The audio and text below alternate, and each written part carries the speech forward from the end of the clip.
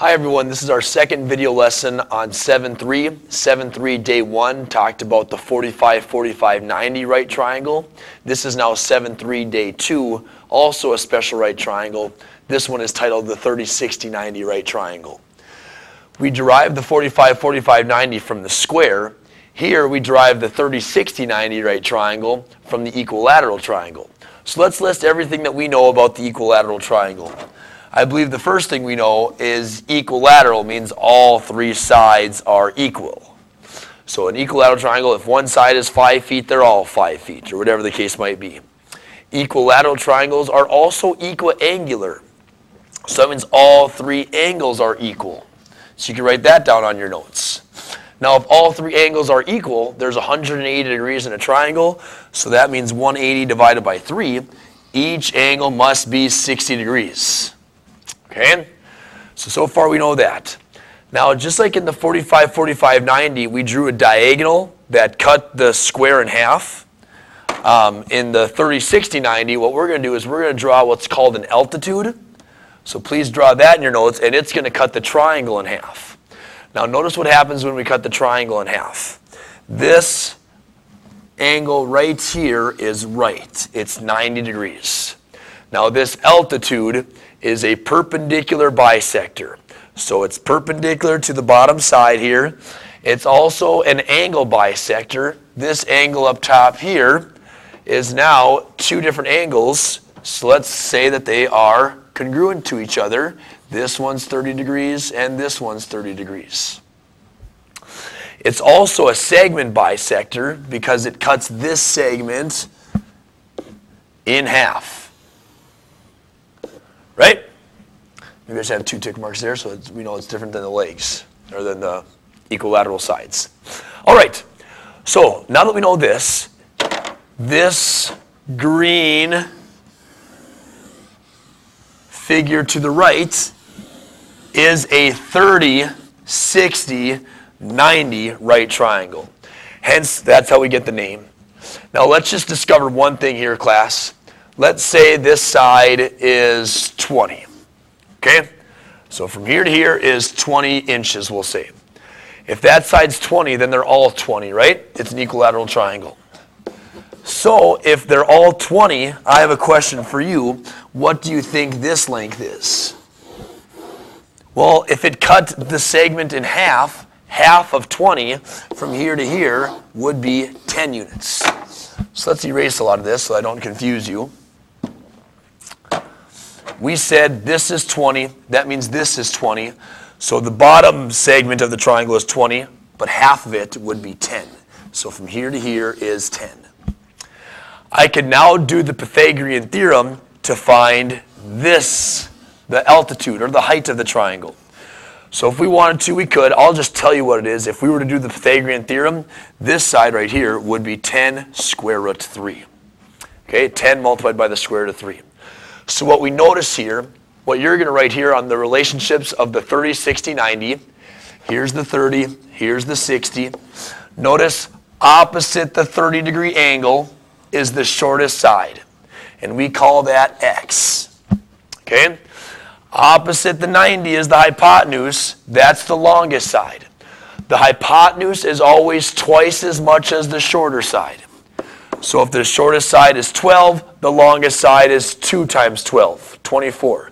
If the shortest side is 500, then the longest side, the hypotenuse, is twice as much. It'd be 1,000.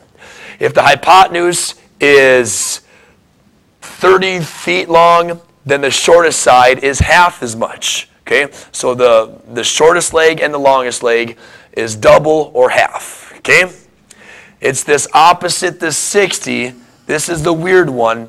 This one is the shortest side multiplied by the square root of 3. If the shortest side is 7 feet, then the opposite the 60, the medium side, is 7 times the square root of 3. So in the same way, if we have the side opposite the 60, to get to the shortest side, we would have to divide by the square root of 3. So that's what we're dealing with here with the 30-60-90 right triangle. The shortest side we call x. The longest side is twice as much. That's the side opposite the 90. And the side opposite the 60-degree angle is the medium side. It's x times the square root of 3. All right. Let's solve some problems. Here we go. What side do we know? We know the side opposite the 90. If we know the side opposite the 90, that's the longest side. It's called the hypotenuse. So the shortest side is half as much. The shortest side is opposite the 30. So x is half as much as the hypotenuse. 16 divided by 2. X equals 8. And then y is the square root of 3 bigger than the shortest side. So if the shortest side is 8, then y equals 8 multiplied by the square root of 3. Let's try number 2. Let's solve for both sides again. So if you want to put a y right there, that'd be great. This time, what side do you know? Do you know the side opposite the 30, opposite the 60, or opposite the 90? You know the side opposite the 30. So that means I always just go to the easiest one first. The hypotenuse is twice as big. So that means x is 6 doubled, twice as much as the shortest side. So x equals 12 units. And then y is the shortest side multiplied by the square root of 3. So the shortest side is 6 multiplied by the square root of 3. And there you have it for x and y on this one, everybody. Question number 3, once again, do you know the shortest side, do you know the medium side, or do you know the longest side? Well, you know the side that's opposite the 30-degree angle, so that's the shortest side of the triangle. So to find the longest side, you double it. Y equals 15 times 2. So y equals 30. And then how do you find the medium side, the side opposite the 60? It's always multiplied by the square root of 3. The smallest side times the square root of 3. So x equals the side opposite the 30, which is 15, times the square root of 3. Okay, what happens now when we know the side that's opposite the 60-degree angles? These are the ones that are a little bit more tricky.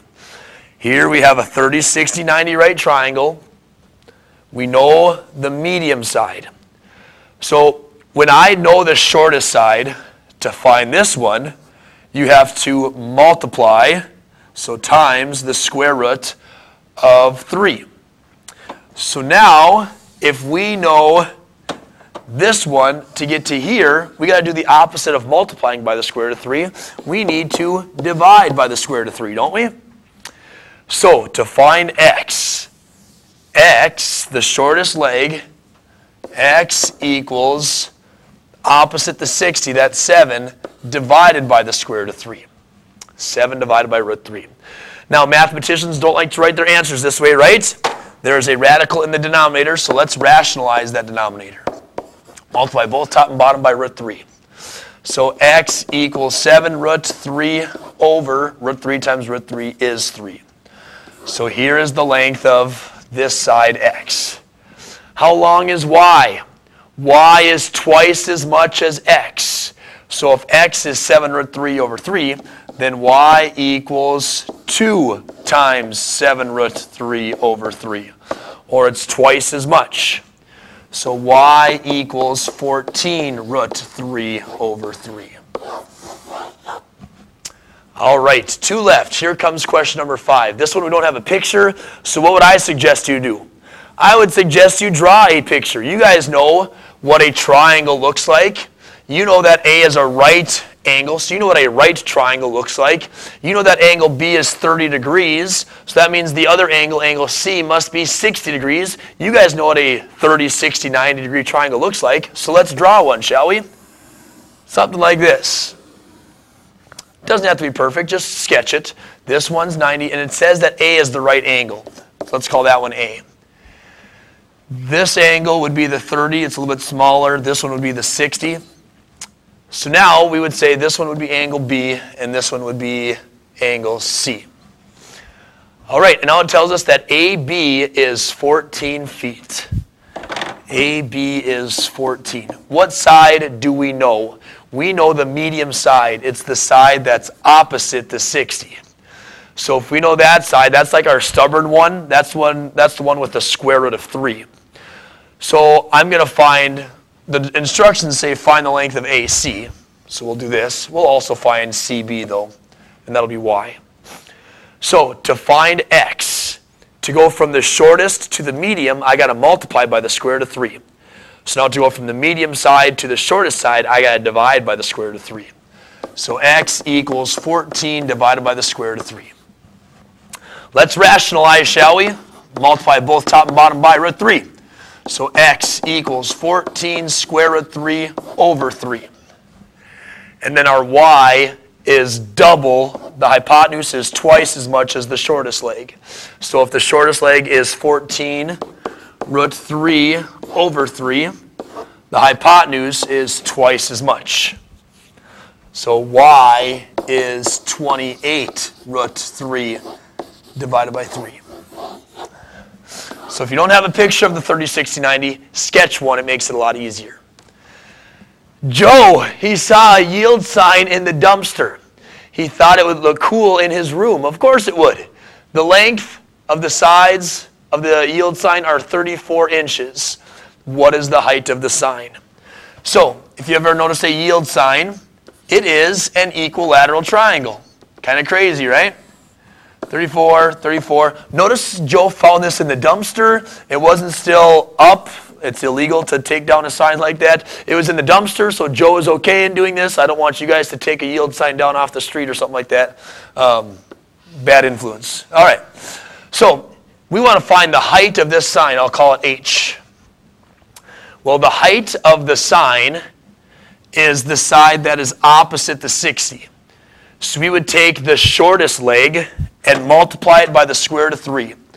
Here is the shortest leg. It's opposite the 30. And the shortest leg is 17. It's half of 34, right? So if this side is 17, then the height is the shortest side multiplied by the square root of 3. So it's 17 square root 3 inches. There's your special right triangle. Pretty good stuff. Let me know if you have any questions about this when you get to class tomorrow.